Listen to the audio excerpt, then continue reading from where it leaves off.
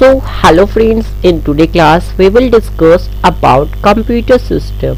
Okay, so आज की class में हम लोग बात करेंगे introductions what is a computer and characteristics of a computer. Next class में हम लोग बात करेंगे एप्लीकेशंस ऑफ कंप्यूटर्स और इसके आगे के जितने भी टॉपिक्स है इससे रिलेटेड उसे हम लोग डिस्कस करेंगे। तो सबसे पहले इसको स्टार्ट करते हैं। ये हमारा पार्ट 1 है।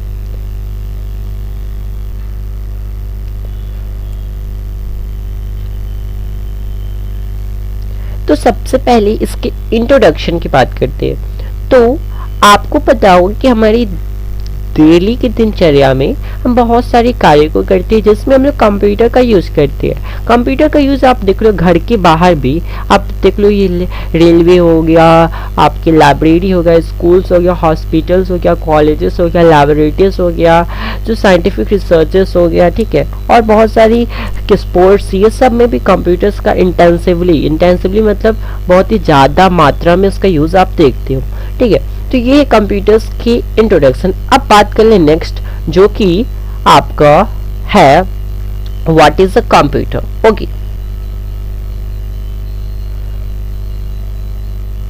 अब कंप्यूटर होता क्या है? आपके माइंड में सवाल आएगा कि भाई कंप्यूटर होता क्या है। तो इसको मैंने कुछ पॉइंट्स में आपको बस थोड़ा सा बताने की कोशिश कर रहा हूँ कि कुछ पॉइंट्स में मैंने बताया कि 4 पॉइंट्स मैं यहाँ पे इंक्लूड किया हूँ। सबसे पहला है डेरिवेशंस, मतलब ये कहाँ से डिराइव हुआ है। तो ये डिराइव हुआ वर्ड कंप्यूटर्स का मतलब होता है टू कैलकुलेट। आपको पता है कंप्यूटर्स का डेफिनेशंस भी होता है। Computers an electronic device that is used to perform different calculations on the basis of given instructions. Okay, और दूसरा फंक्शंस, इसके काम क्या होता है? It performs a variety of task. ये बहुत सारी टास्क को परफॉर्म करता है और टास्क को परफॉर्म करता है on the basis of instructions given by the user. Next device, ये कौन सा डिवाइस है? ये एक इलेक्ट्रॉनिक डिवाइस है, आपको पता ही होगा।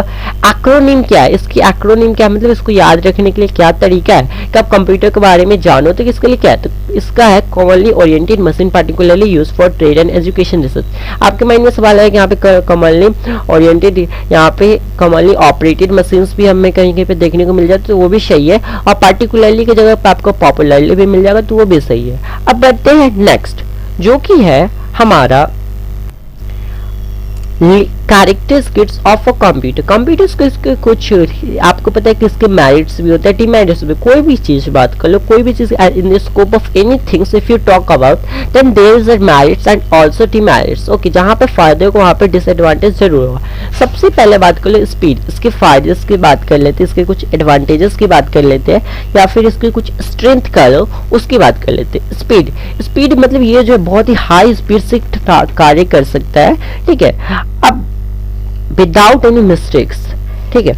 अब ये कैलकुलेशंस की स्पीड देखो तो इसकी क्या है कि माइक्रो सेकेंड्स में काम करता है। अब कोई भी कंप्यूटर में कोई भी एक्शन परफॉर्म करते हो, जैसे यहाँ पे मैंने अभी कोई भी अगला स्लाइड पे जाऊँ तो फटाक से आ जाता है, ठीक है, ये टाइम नहीं लेता है। अब ये कंप्यूटर कैलकुलेशंस कर लेता है माइक्रो सेकेंड में, जो कि 1 मिलियंथ ऑफ अ सेकेंड रहता है। समझ सकते हो कितना फास्ट है। और कंप्यूटर की स्पीड का बात करें तो इसका मेजर किया जाता है मिली सेकेंड्स, जो कि 10⁻³ सेकेंड होता है, और नैनो सेकेंड जो कि 10⁻⁻⁹ सेकेंड होता है। अब नेक्स्ट बात कर लो इसके फीचर्स, जो कि एक्यूरेसी।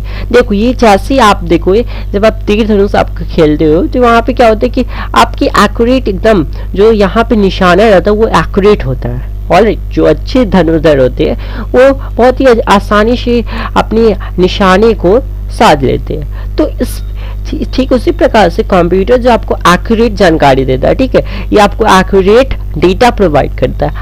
अब देखो आप बोलोगे कंप्यूटर में तो हमें कभी कभी रॉन्ग इन्फॉर्मेशन भी रॉन्ग आउटपुट भी मिल जाते हैं, बट वो तब होता है ना जब आपसे कुछ मिस्टेक हो गए हो इंस्ट्रक्शंस देने में, या फिर कुछ हार्ड डिस्क का प्रॉब्लम आता है, हार्डवेयर में आपका कुछ प्रॉब्लम आता है, तो उस केस में ऐसा हो सकता है। बट इन मेनी केसेस ऐसा ये एक्यूरेट रिजल्ट देता है, ठीक है। इन 99.99% ये हमारा एक्यूरेट रिजल्ट देता है। अब नेक्स्ट बात कर लो रिलायबिलिटी। देखो ये जो रिलायबल है, रिलायबल मतलब क्या होता है? ये थकता नहीं कभी, या बहुत सारे टास्क करता है, तो इसके बावजूद भी ये कभी थकता नहीं है, ठीक है। आपने एक डायलॉग सुना होगा, पुष्पा झुकेगा नहीं साला, ठीक है, तो वो ऐसे ही कुछ है, ये कभी नहीं थकता है। आप जैसे कि ह्यूमन हुआ, ह्यूमन काम करते करते आप 1 घंटे 2 घंटे 3 घंटे 4 घंटे करवाओगे तो उसके बाद थक जाएगा, बोलेगा कि मुझे आराम से, बट कंप्यूटर ऐसा नहीं, वो करते रहेगा, उसको कोई दिक्कत नहीं है। अब नेक्स्ट है स्टोरेज कैपेसिटी। देखो जैसे कि आप मॉल ये सब में देखते हो तो स्टोरेज कितना बड़ा बड़ा से बहुत सारी चीज़ों को स्टोर किया जाता है, ठीक उसी प्रकार कंप्यूटर में लार्ज अमाउंट ऑफ डेटा को बहुत ही आसानी से स्टोर कर सकता है, ठीक है, ये तो आप जानते ही हो। अब बात करें वर्सैटिलिटी, ये आपके लिए न्यू टर्म्स हो सकते हैं, मैं इसको थोड़ा सा एडजस्ट कर लेता हूँ, ठीक है। सो देखो वर्सैटिलिटी क्या होता है, तो वर्सैटिलिटी होता है कि ये वर्सैटाइल है। वर्सैटाइल मतलब क्या होता है कि मल्टीटास्किंग कर सकता है, ठीक है, एक एट ए सिंगल टाइम ये वेरियस टास्क को परफॉर्म कर सकता है। जैसे यहाँ पे देखो ये कंप्यूटर से क्या करता है, ये थिंक कर सकता है, ये बहुत सारी आप एक बार में क्या करते हो, एक बार में कुछ MS वर्ड खोल लिए, MS पावर पॉइंट खोल लिए, MS पेंट खोल लिए, सॉरी MS पेंट नहीं सिंपली पेंट खोल लिए, और बहुत सारे क्रोम खोल लिए, और बहुत सारे एक ही साथ में आप खोल के एक ही साथ में चला रहे हो, आपके सो विंडो साइड बाय साइड करके सब पे एक ही साथ काम कर रहे हो, ठीक है, यही तो इसके फैसिलिटीज है, मल्टीटास्किंग, ठीक है। आप बचपन से पढ़ते आ रहे हो मल्टीटास्किंग, इसके मल्टीटास्किंग के नाम से पढ़ते आ रहे हो, ठीक है। अब बात कर ले नेक्स्ट, जो कि है इसके नेक्स्ट कैरेक्टरिस्टिक्स या फिर कह लो कि इसकी स्ट्रेंथ है रिडक्शन इन मैन पावर। आपको पता है कि आदमी वो क्या करता है, वो बहुत सारी टास्क को परफॉर्म करता है, ऑलराइट। आदमी जो बहुत सारे टास्क को परफॉर्म करता है, आप देखो लैब फैक्ट्रीज में चले जाओ तो वहाँ पे आपको बहुत सारे ह्यूमन मिल जाएंगे जो कि वहाँ पे जो मैन्युफैक्चरिंग का काम हो गया वो सब करते रहते हैं। बट कंप्यूटर के आने से क्या हुआ कि अब जो लेबरर्स की संख्या है वो थोड़ी सी कम हो गई है, ठीक है, वो कम हो गई है, और जिससे कि एंटरप्रेन्योर जो होते हैं, जो उद्योगपति होते हैं, उनको थोड़ा सा कम चार्ज देना पड़ता है, ठीक है। उसको देखो कंप्यूटर का टास्क कंप्लीट कर लेता है तो ज्यादा कुछ दिक्कत नहीं होता है। अब बात कर ले नेक्स्ट, जो कि है आपका देखो यहाँ रिडक्शन इन पेपर वर्क। अब पेपर वर्क में आपकी कमी हो गई, ठीक है, इसका मतलब क्या हुआ कि आप देखो यहाँ पे कंप्यूटर्स के आने से क्या होता है कि सॉफ्ट कॉपी की ज्यादा चलन आ गई है और हार्ड कॉपी की कम।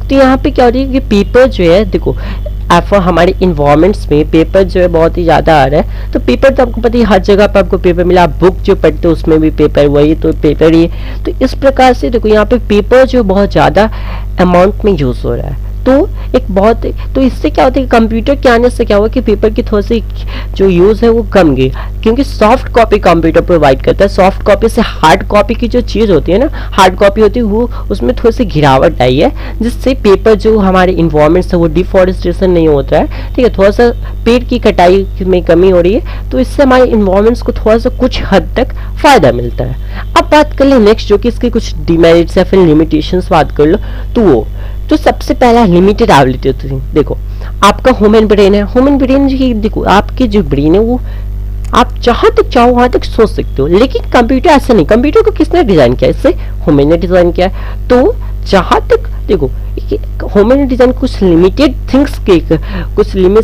थिंग के अकॉर्डिंग पे इसको डिजाइन किया गया हुआ। तो क्या होता है कि कंप्यूटर जो है ये कुछ आपको यहाँ पे एक लिमिटेड टास्क तक ही वो कर सकता है, इसके अलावा नहीं कर सकता। आप अपने माइंड से जहां मन करो जिस चीज के बारे में कोई डिसीजन लेना तो वो ले सकते हो। अब आपके माइंड में एक सवाल भी आ सकता है कि भाई अब तो हमें एआई की दुनिया दिख रही है, ठीक है, एआई के आगमन से क्या हो रहा है कि बहुत सारे हमारे पूरा कंप्यूटर सिस्टम, पूरा जो कंप्यूटर की दुनिया है, पूरा क्रांति है, वो क्रांति आ चुका है, ठीक है। तो लेकिन देखो एआई जो है क्या आपको सवाल आया कि एआई तो एआई तो सोच भी सकता है, तो सही है, आप अपनी जगह पे सही हो, क्योंकि एआई सोच सकता है, ठीक है, बट वो एक लिमिटेड, उसको भी तो हमें नहीं डेवलप किया है ना, तो वो भी उसकी सोच है, हाँ वो सोच सकता है, खुद का अपना डिसीजन ले सकता है, बट वो एज पर जितना ह्यूमन करता है वो उतना नहीं कर सकता, ठीक है। बट वो ऐसे फ्यूचर्स में ऐसा प्रेडिक्शन किया जा रहा है कि हाँ वो ह्यूमन की तरफ सोच लेगा। और डिपेंडेंस ऑन पावर मतलब ये जो पावर सप्लाई पे मैंने पहले ही बताया, मैंने सेकेंड स्लाइड पे बताया था कि कंप्यूटर जो है ये पावर पर ये डिपेंडेंट होता है, ऑलराइट। मतलब मैंने बताया था कि कौन सा डिवाइस है, एक इलेक्ट्रॉनिक डिवाइस है, तो आपको पता है कि इलेक्ट्रॉनिक डिवाइस है तो वो बिना इलेक्ट्रिसिटी के तो चलने वाला है नहीं, तो इसीलिए इसको कहते हैं ये पावर पर डिपेंडेंट होता है। अब आगे बात कर लिए तो अब आगे कुछ नहीं है, आगे मैं आपको बताऊंगा कि इसके applications of computers next videos में। तब तक के लिए बाय बाय, थैंक यू।